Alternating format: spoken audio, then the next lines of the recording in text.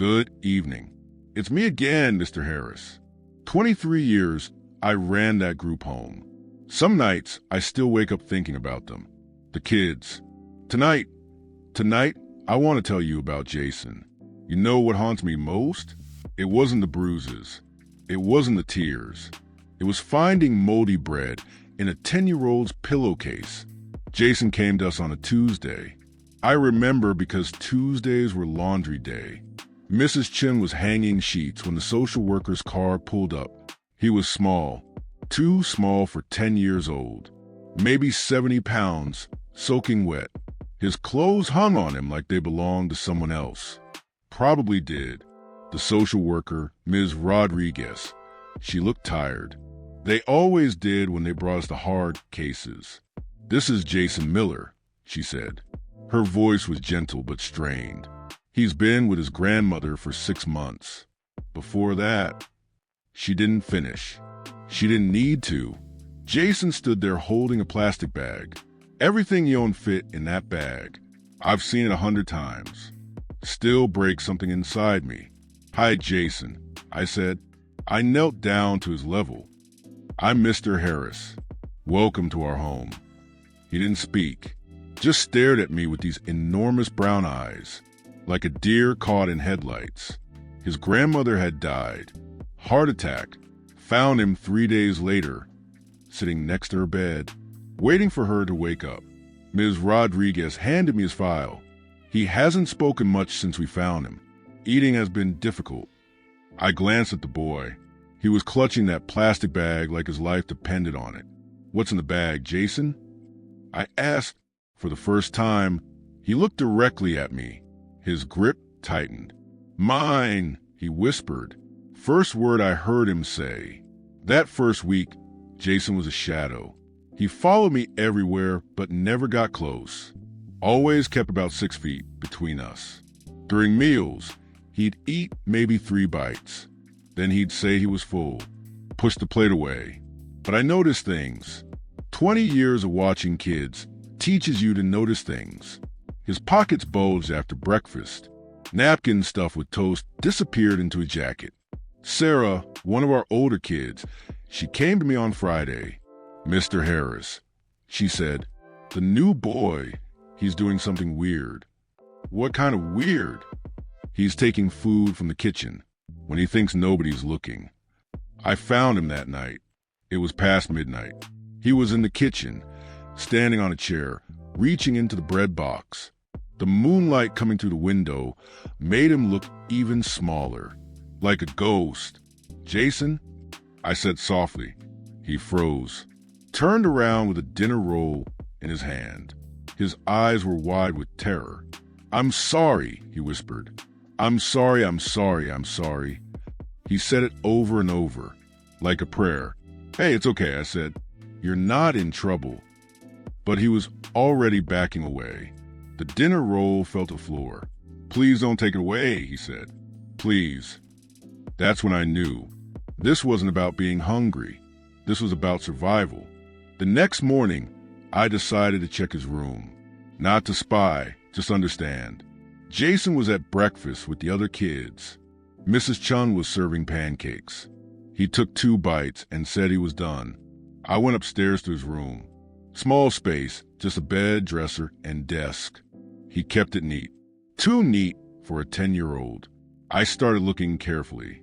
Not searching, just observing. Under his mattress, 3 pieces of toast, wrapped in napkins. In his dresser drawer, between folded shirts, crackers from dinner 2 nights ago. Behind his desk, half a sandwich, already growing mold. But the pillowcase, that's what broke my heart. I lifted his pillow to straighten the bed. The pillowcase crinkled, like paper.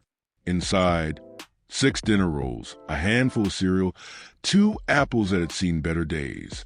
He was sleeping on a pillow full of food. I sat on his bed for a long time, just thinking, trying to understand what kind of hunger could drive a child to this. Not stomach hunger, soul hunger. The kind that comes from never knowing when the next meal might come, or if it will come at all. When Jason came back from breakfast, he found me sitting on his bed. The food was laid out on his desk.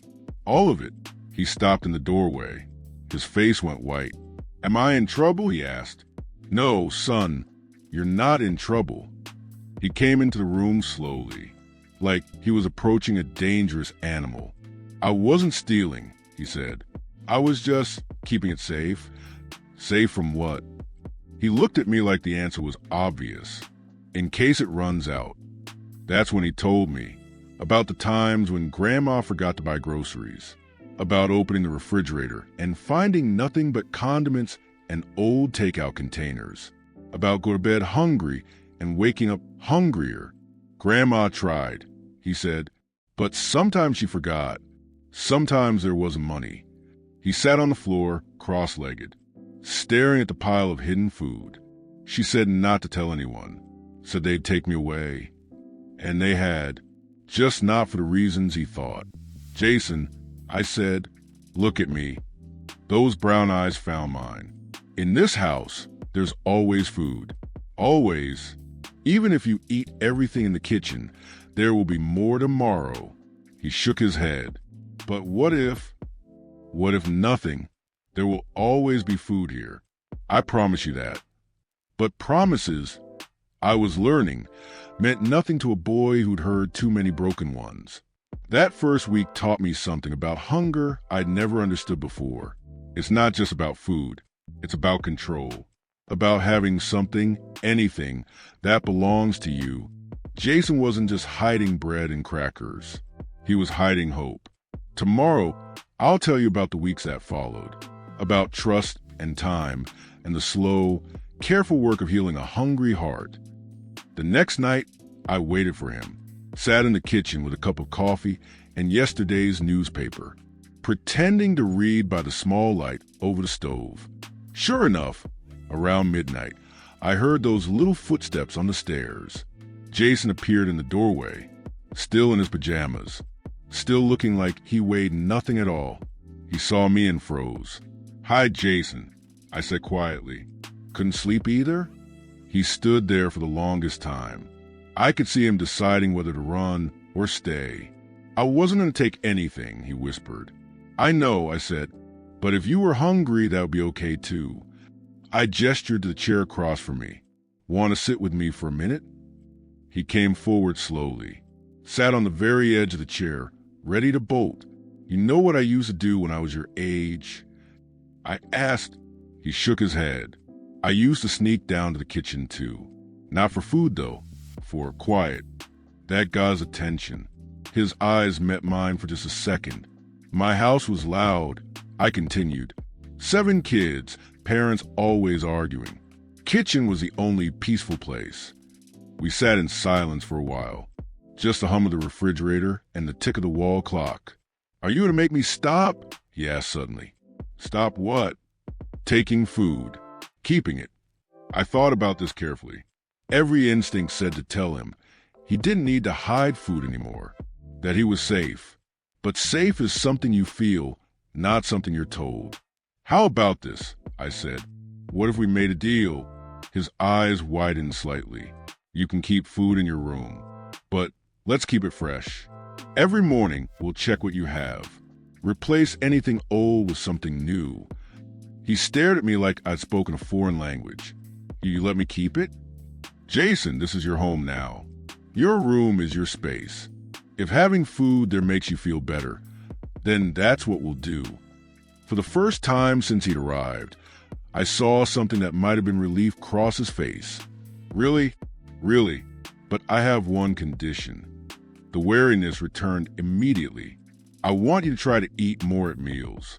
Just try. You don't have to finish everything, but try a few more bites." He nodded quickly, too quickly. "Deal." I extended my hand. He looked at it for a long moment, then reached out with his small hand and shook mine. His grip was surprisingly strong. The next morning, I went to the store, bought a small plastic container with a tight lid. When Jason came down for breakfast, I showed it to him. "For your room," I said, "keeps things fresh longer." Mrs. Chung was making scrambled eggs. The smell filled the kitchen, warm and comforting. Jason took his usual 2 bites, then looked at me. I nodded encouragingly. He took another bite, then another. Not much, but progress. After breakfast, we went to his room together. I helped him transfer the hidden food into the container. Where should we put it? I asked. He thought carefully, then pointed to his dresser. There, where I can see it. We placed a container on top of his dresser, right where he could see it from his bed. Every morning, I reminded him, we'll check it together. That became our routine. Every morning after breakfast, we'd go to his room, check the food box, replace anything that was getting old. He never ate much from it. Just knowing it was there seemed to be enough. The other children in the house were curious but respectful. They'd learned not to ask too many questions about each other's quirks.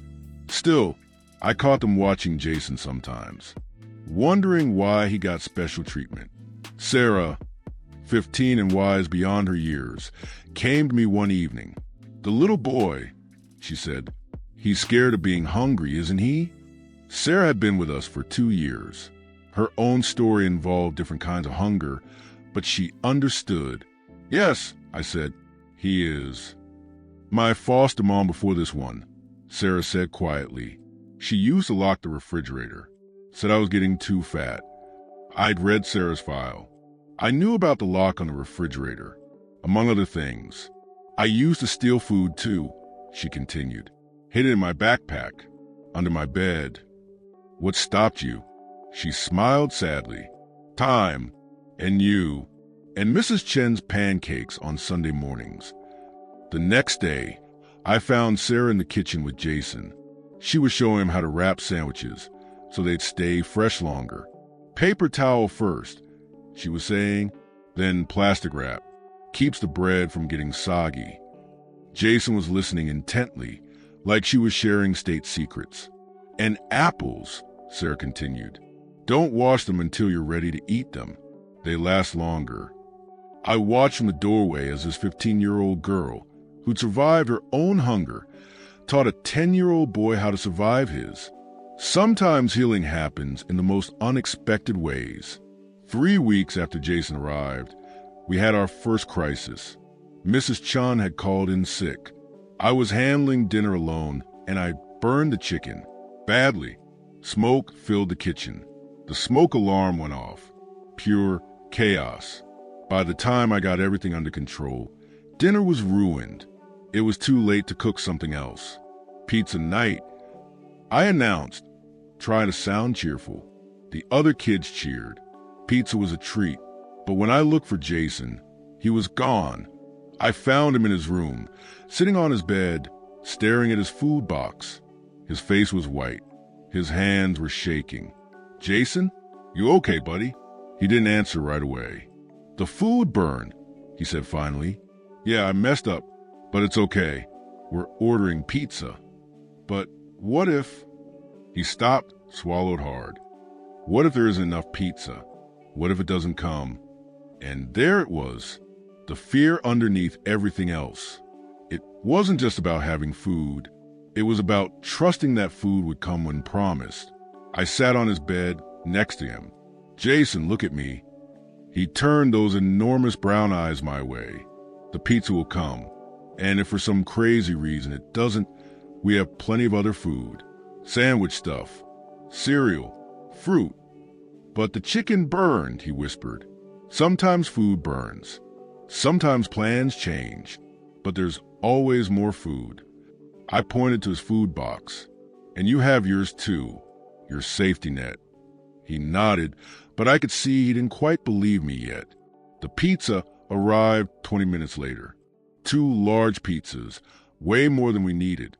Jason ate 3 pieces that night, more than I'd ever seen him eat.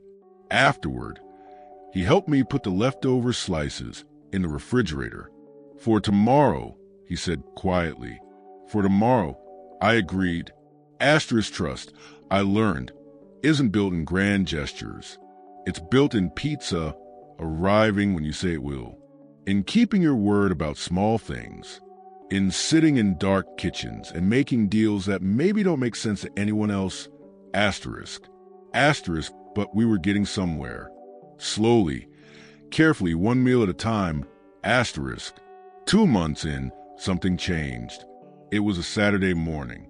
Mrs. Chun was making her famous blueberry pancakes. The whole house smelled like heaven. Jason came down to breakfast with messy hair and sleepy eyes. Still too thin, but not quite the skeleton who'd arrived in August. He sat at his usual spot. Mrs. Chun put a plate in front of him. 3 pancakes, syrup, butter. He took a bite, then another. Then he did something I'd never seen before. He finished the first pancake, started on the second. I tried not to stare, tried to act like it was normal, but my heart was doing jumping jacks in my chest. "These are really good, Mrs. Chun," he said quietly. First compliment I'd heard him give about food, ever. Mrs. Chen's face lit up like Christmas morning. "You want more, sweetheart?"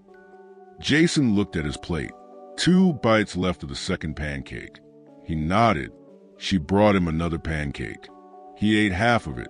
When breakfast was over, we did our usual check of his food box. But for the first time, Jason didn't take anything extra upstairs. "You sure?" I asked. He nodded. "I'm full." Such simple words. But coming from Jason, they meant everything. October brought Jason's 11th birthday. I asked him what kind of cake he wanted.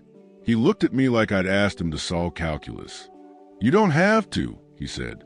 "I want to. It's your birthday." He thought about it for a long time. "Chocolate? Chocolate it is." Mrs. Chun made a 3-layer chocolate cake. Thick frosting, chocolate chips on top. The works. The other kids helped decorate the dining room. Streamers, balloons, the whole deal. When Jason saw it, he stopped in the doorway, just stared. "What's wrong?" I asked. "It's a lot," he said softly. Sarah came up beside him. "Good lot or bad lot?" "Good lot," he whispered. "I think." We sang happy birthday. Jason's face turned red, but he was smiling, actually smiling. When it came time to cut the cake, he asked for a small piece. "Birthday boy gets the first piece," Mrs. Chin announced. "And it's going to be big." She cut him a slice that could feed 3 people. Jason stared at it. His eyes went wide. "I can't eat all that," he said. "So save some for later," Sarah suggested. "Put it in your food box." But Jason surprised us all. Can I share it?" "With everyone." He took his giant slice and started breaking it into smaller pieces. Gave a piece to each kid at the table. "Birthday cake tastes better when you share it," he said seriously, like he was quoting some ancient wisdom. Maybe he was. November brought our first real challenge. Tommy Martinez, 12 years old and angry at the world, decided Jason was an easy target. I found him in the backyard. Tommy had Jason pinned against the fence. "You're weird," Tommy was saying, hiding food like some kind of freak. Jason wasn't fighting back, just taking it. "That's enough, Tommy," I said. Tommy let go and stalked off. Jason slumped against the fence, trying not to cry. "You okay, buddy?" He nodded, but I could see he wasn't. That night at dinner, Jason barely touched his food, went straight to his room afterward. I found him sitting on his bed, staring at his food box. "Tommy doesn't know what he's talking about," I said. "But he's right," Jason said quietly. "I am weird." I sat down next to him. "You know what I think is weird?" He shook his head. "I think it's weird that Tommy's been here 6 months and still hasn't learned that different doesn't mean wrong." Jason looked at me with those big brown eyes. "Everyone has something," I continued. "Sarah counts everything. Danny has to check the locks 3 times before bed. Maria talks to her stuffed elephant like it's real." "What do you have?" Jason asked. I smiled. "I keep every birthday card the kids here have ever given me. Got a whole drawer full of them. Read them when I'm sad." "That's not weird," Jason said. "Maybe not, but it's mine, just like your food box is yours." He nodded slowly. "Jason, you want to know what I see when I look at you?" "What?" I see a boy who survived something terrible, a boy who's learning to trust again, a boy who shares his birthday cake. That night, Jason ate 2 helpings at dinner. December brought the first real snow of the season. School was canceled. All the kids were outside, having snowball fights and building snowmen, all except Jason. I found him in the kitchen, watching through the window. Not a fan of snow? I asked. I like it, he said. Just watching. Want some company? He nodded. We stood there together, watching the other kids play. Their laughter came through the glass, muffled but warm. You know, I said, when I was a kid, my mom used to make hot chocolate on snow days. With marshmallows? With marshmallows. I confirmed. We made hot chocolate together. Real hot chocolate, not the instant stuff. Melted chocolate, warm milk, a touch of vanilla, and marshmallows. Lots of marshmallows. When the other kids came in, frozen and laughing, we had a whole pot waiting for them. Jason helped serve it, gave everyone extra marshmallows. Jason made this. I announced. He blushed but looked proud. Tommy Martinez, the same kid who called him weird, took a sip and grinned. This is awesome, Jason.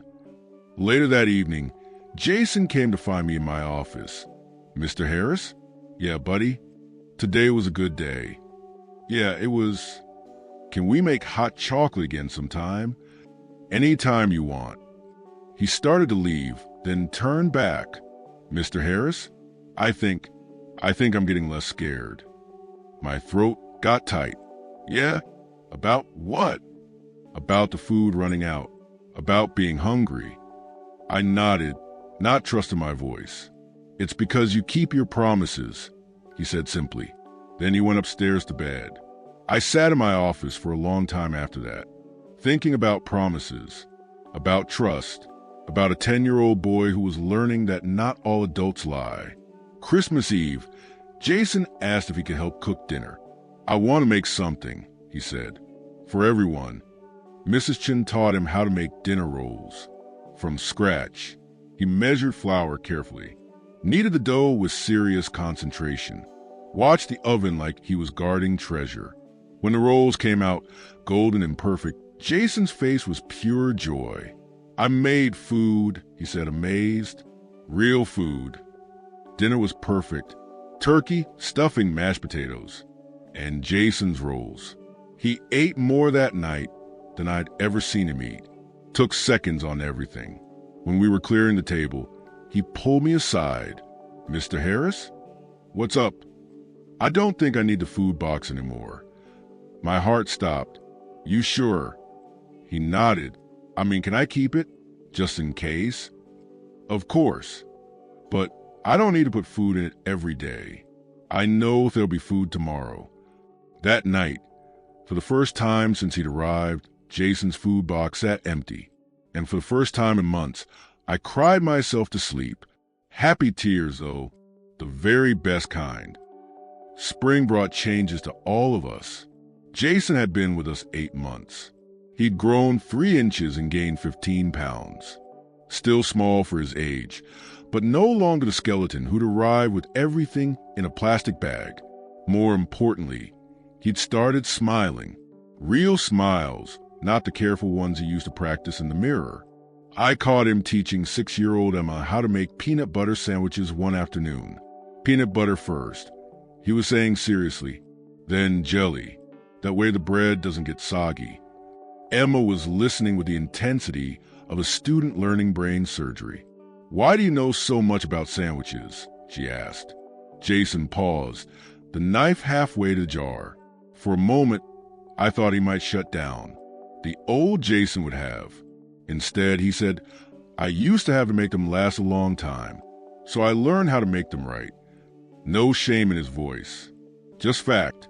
Can you teach me how to make them last? Emma asked. Sure, Jason said, but you don't need to make them last here. Mr. Harris always has more bread. The casual confidence in that statement took my breath away. In May, Ms. Rodriguez called. We found a family for Jason, she said. The Kowalskis. Good people they've fostered before. My heart sank and soared at the same time. This was what we worked toward, finding permanent homes for the kids. But Jason had become special to me when I asked 2 weeks. They want to meet him first. Start with visits. I found Jason in the backyard, reading under his favorite tree. A comic book Mrs. Chun had bought him. Jason, can we talk? He marked his place carefully and looked up. Those brown eyes were clearer now, less haunted. Am I in trouble? No, buddy. The opposite, actually. I sat down next to him in the grass. There's a family who wants to meet you. The Kowalskis. They're looking to adopt. He was quiet for a long time. Do I have to go? Eventually, yes. But first you'll visit. Get to know them. See if it feels right. What if they don't like me? What if they do? He considered this. What if I don't like them? Then we'll figure something else out. But Jason, they sound like good people. And everyone deserves a real family. What about here? This feels like family. My throat got tight. It is family, and will always be family. But this is different. This is forever. He nodded slowly. Can I think about it? Of course. That night, I found him in the kitchen, not looking for food this time, just sitting at the table, thinking, nervous.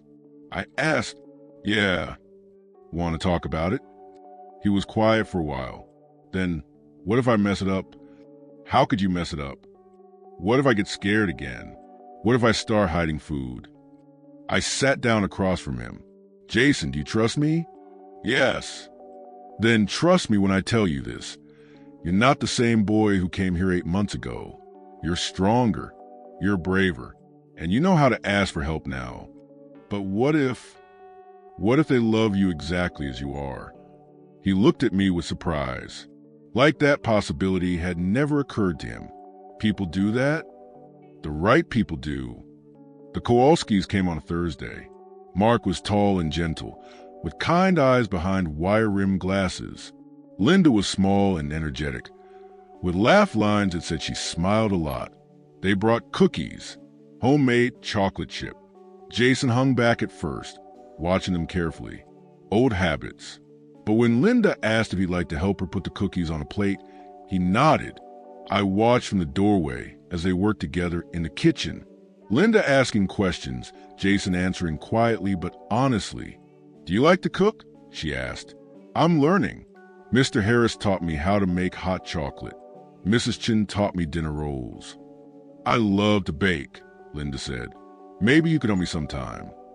Even if I mess up? Especially if you mess up, that's how you learn.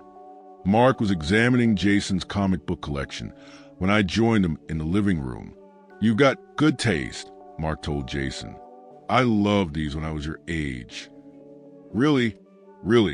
I still have my collection in our attic. You kept them? Of course. Good stories are worth keeping. Something in Jason's posture relaxed. After the Kowalskis left, Jason came to find me. They seemed nice, he said carefully. Yeah, they did. Linda smells like cookies. Good cookies.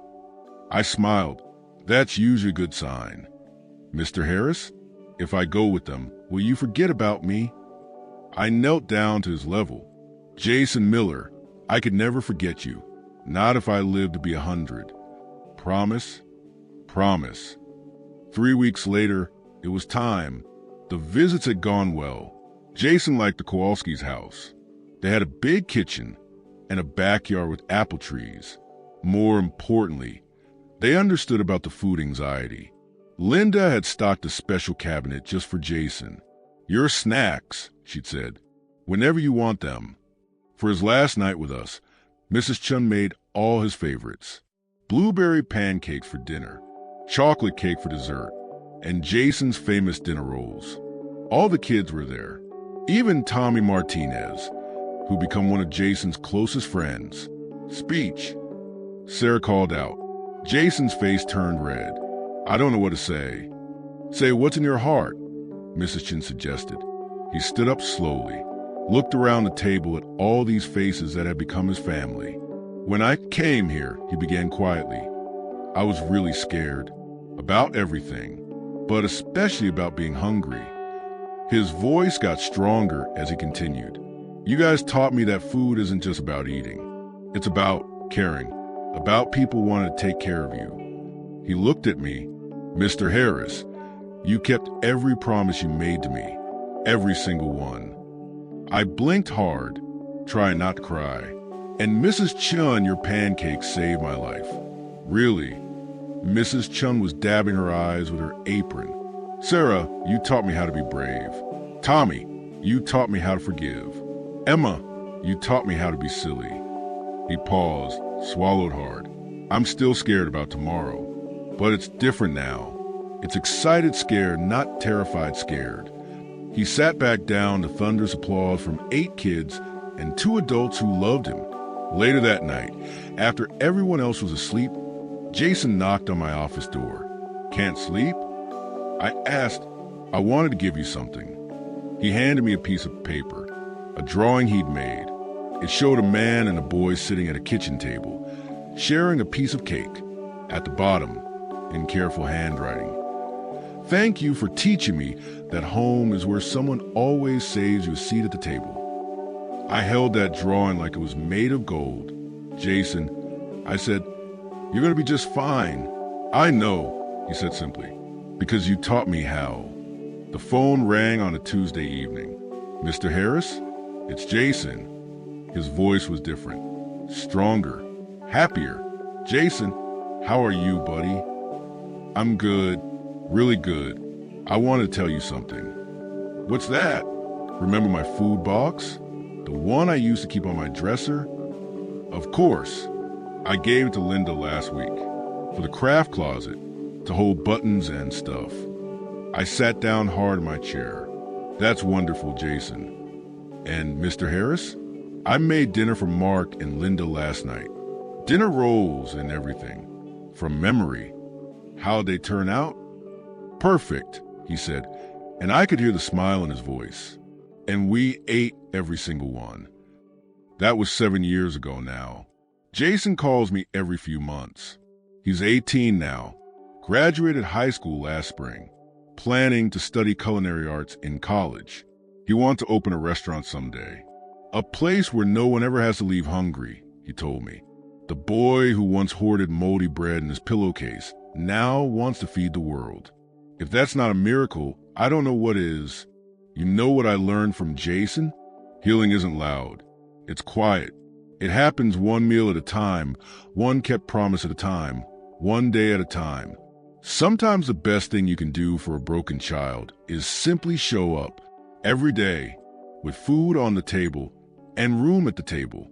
And sometimes that's enough. Well, that's Jason's story. Thank you for listening. These memories, they're heavy sometimes, but they're also precious. Every single one. Until next time, remember, we're all just kids looking for someone to save us a seat at the table. Good night.